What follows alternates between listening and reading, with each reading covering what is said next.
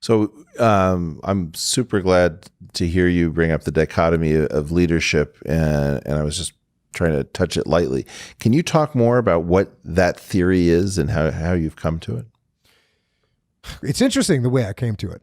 The way I came to it was I actually had to have the ultimate form of humility with myself, because I realized as I preached many of the theories that I had, as I preached them, I realized that I wasn't always right. And I'll give you an example.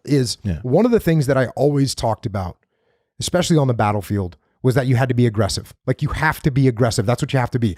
You have to be ready to maneuver. You have to take the fight to the enemy.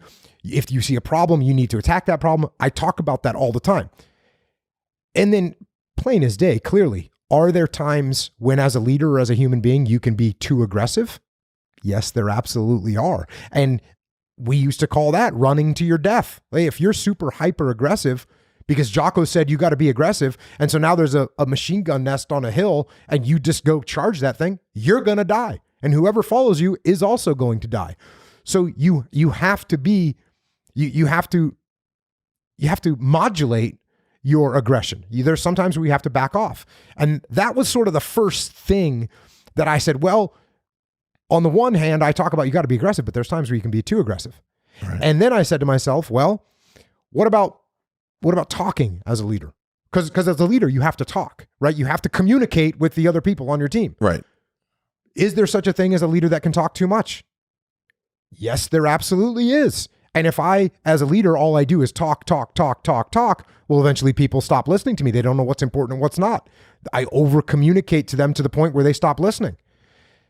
So you can talk too much, but the other side of the spectrum is I don't talk enough. And now you don't know what's going on. The team doesn't know which direction we're heading.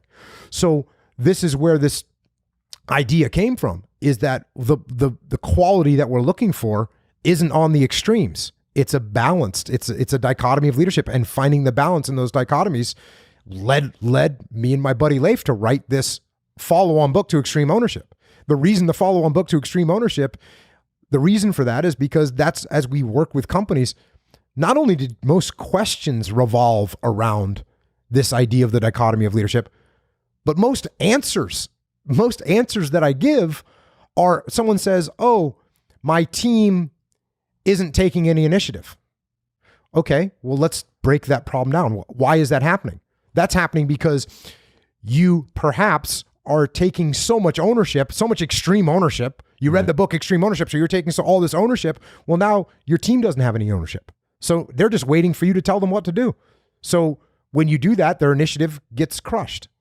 You go too far in the other direction, and you've got people doing things that they shouldn't be doing, working on, they're stepping outside their bounds. They're not staying within the parameters you've given them because you've got them running wild. So you've gone too far in the other direction. Where do you want to be? You want to be balanced. And that's where that dichotomy of leadership comes in.